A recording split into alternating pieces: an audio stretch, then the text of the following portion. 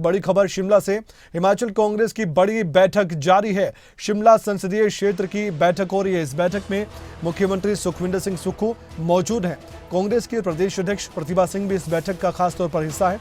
लोकसभा चुनाव को लेकर रणनीति लगातार कांग्रेस पार्टी के नेता बना रहे हैं। कल मंडी लोकसभा सीट को लेकर रणनीति बनी थी।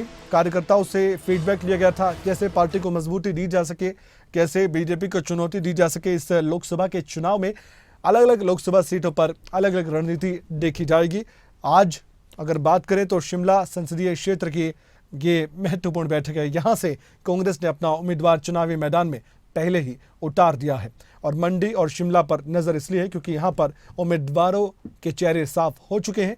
शिमला में राह कितनी आसान कितनी मुश्किल है, सभी समीकरणों पर हम चर्चा करेंगे और इस बैठक पर भी जानकारी के साथ हमारे साथ जुड़ चुके हैं हमारे ब्यूरो प्रदीप ठाकुर। सीधे उनसे बातचीत करेंगे। शिमला से वो जानकारी लेकर आपके सामने हाजिर हैं। प्रदीप, मेरी आवाज आप तक पहुंच पा रही है? जी कमल, इस बैठक को लेकर ताजा जानकारी क्या है प्रदीप? और मुख्य एजेंडा शिमला संसदीय क्षेत्र को लेकर है, लेकिन रणनीति जो बनाने की बात सामने आ रही है, आपसे मैं जानना चाहता हूं कांग्रेस पार्टी किस रणनीति पर काम करने वाली है मंडी और शिमला को लेकर? आज शिमला की बारी। बिल्कुल देखिए, जो शिमला संसदीय क्षेत्र है, इसको ओवरऑल अगर हम कहें तो ये कांग्रेस बहुल संसदीय क्षेत्र है और यहाँ पर इस वक्त भी अगर वर्तमान में बात करें तो सबसे ज्यादा विधायक इस वक्त शिमला संसदीय क्षेत्र में कांग्रेस के पास है। तो ऐसे में कहीं ना कहीं कांग्रेस के लिए उम्मीदें बहुत ज्यादा हैं यहाँ पर, और अगर जिस तरह की रणनीति बन रही है तो उस रणनीति इसी तरह से बनाई जा रही है कि ये सीट को जीतना है। अगर इस संसदीय क्षेत्र की हम बात करें जिसको लेकर बैठक का दौर इस वक्त चला हुआ है, प्रेसिडेंट प्रतिभा सिंह भी कुछ देर तक मौजूद थी और उसके बाद मंडी के लिए निकल गई है। वहां के 1-2 दिन के कार्यक्रम है और उसके बाद शिमला आना है। मुख्यमंत्री ने भी हालांकि कल से। प्रदीप, मैं आपके साथ जुड़ूंगा, कुछ डिस्टर्बेंस आ रही है आवाज की, मैं आपके साथ जुड़कर फिर से बातचीत करूंगा। फिलहाल एक बार हम सुनवा देते हैं प्रतिभा सिंह की तरफ से क्या कुछ कहा गया और विनोद सुल्तानपुरी ने क्या कुछ कहा इस मीटिंग से पहले, वो सुनिए आप। कल हमने मंडी संसदीय क्षेत्र की बैठक ली थी। जितने भी हमारे वहाँ पर वरिष्ठ नेतागण हैं, सभी संगठन के प्रमुख लोग हैं, सभी को आदेश दिए गए। माननीय मुख्यमंत्री भी थे और उन्होंने ये आदेश दिया कि आप लोग सब एकजुट होकर पार्टी के लिए काम करें और जो भी हमारे प्रत्याशी होंगे उनके लिए जिताने के लिए आप लोग फील्ड में जाकर काम करेंगे। उसी तरह से आज ये शिमला सीट के मतलब भी ये मीटिंग ली गई है। सभी वरिष्ठ लोग आए हैं, सभी हमारे पार्टी के कार्यकर्ता आए हैं, पदाधिकारी गण लोग आए हैं और इसमें भी हम यही संदेश देंगे कि जो जो पार्टी में काम कर रहे हैं उनको अपने फील्ड में जाकर पार्टी की मजबूती के लिए दिन रात काम करना। हमारा प्रचार तो बहुत पहले शुरू हो गया था, हम लोग तो है फील्ड में काम कर रहे हैं, पर ये एक बैठक इसलिए बुलाई गई है कि सभी को आदेश दिए जाए, सभी को निर्देश दिए जाएं और वो भी जाकर अपने अपने क्षेत्र में काम करें।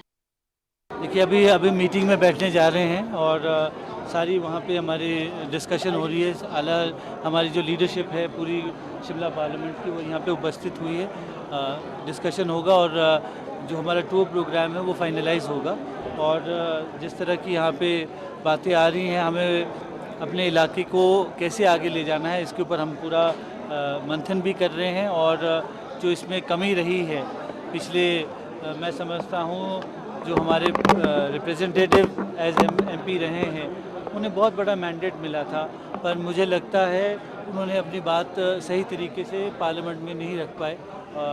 इस तरह का जो गैप है वो नहीं रहेगा और निडरता से शिमला पार्लियामेंट की बात रखी जाएगी। हमारे साथ प्रदीप ठाकुर हमारे ब्यूरो जुड़े हुए हैं। प्रदीप, आपकी बात अधूरी रह गई थी, उसे पूरा कर सकते हैं आप। बिल्कुल कमल, देखिए क्योंकि बैठक का दौर इस वक्त चला हुआ है और मुख्यमंत्री सुखविंदर सिंह सुक्खू इस बैठक में मौजूद हैं। जो प्रत्याशी है विनोद सुल्तानपुरी, वो भी यहाँ पर मौजूद हैं। हालांकि कुछ समय तक कांग्रेस प्रदेशाध्यक्ष भी मौजूद रही, उसके बाद वो मंडी के लिए निकल गई हैं।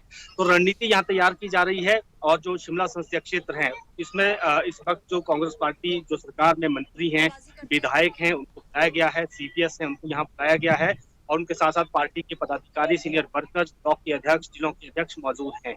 सबको एक टारगेट दिया जाएगा कि आपने जब लोकसभा चुनाव का माहौल बनेगा, चुनावी दौर चलेगा और जब मतदान होना है तो उसके लिए अपने अपने क्षेत्र से लीड देनी है। ये एक लक्ष्य जो है वो सभी नेताओं को दिया जाना है और किन मुद्दों को लेकर जनता के बीच जाना है, ये भी एक विषय रहेगा। क्योंकि शिमला संसदीय क्षेत्र की बात करें या फिर मंडी संसदीय क्षेत्र की बात करें, ये दोनों ऐसे संसदीय क्षेत्र हैं जहां पर कांग्रेस पार्टी ने विधायकों पर दांव खेला है। और अभी जो सुल्तानपुरी है, कसौली से विधायक हैं, उनको चुनाव मैदान में उतारा गया है। इनके पिता केडी सुल्तानपुरी 6 मरतबा इसी शिमला संसदीय क्षेत्र से जो है सांसद रह चुके हैं। तो ये हम कह सकते हैं कि इस संसदीय क्षेत्र में बहुत ज्यादा बार अगर हम कहें तो कांग्रेस पार्टी के कैंडिडेट जीतते आए हैं। लेकिन पिछले 2 टर्म से यहाँ लगातार बीजेपी के कैंडिडेट जीते हैं। वर्तमान में भी सुरेश कश्यप की अगर बात करें तो एक बार फिर से उनको यहाँ से टिकट दिया गया है और वो लगातार प्रचार भी कर रहे हैं। तो मुकाबला खड़ा है और ऐसे में देखना ये होगा कि तो ये शिमला संसदीय क्षेत्र है, आरक्षित क्षेत्र है, एससी जो आरक्षित है। वैसे में इन वोटों को हाथना यहाँ पर एक बड़ी चुनौती रहता है दोनों कैंडिडेट के लिए, चाहे वो कांग्रेस के हो, चाहे विपक्ष के हो, या फिर बाकी आने वाले समय में अगर कोई निर्दलीय भी कोई बड़ा चेहरा यहाँ चुनाव मैदान में उतरता है। तो अगर मैं आपसे पूछूं प्रदीप कि कांग्रेस पार्टी के पास वो कौन से मुद्दे हैं, वो कौन सी बातें हैं जो वो आगे बढ़कर जनता के बीच जाएंगे और बीजेपी को घेर सकते हैं, वो कौन सी बातें शिमला संसदीय क्षेत्र में आपको नजर आ रही है?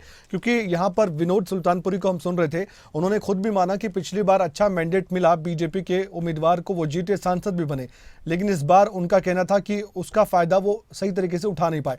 कौन सी बातें ऐसी हैं जो शिमला संसदीय क्षेत्र में बीजेपी की मुश्किलें बढ़ा सकती हैं और कांग्रेस पार्टी को फायदा दे सकती हैं?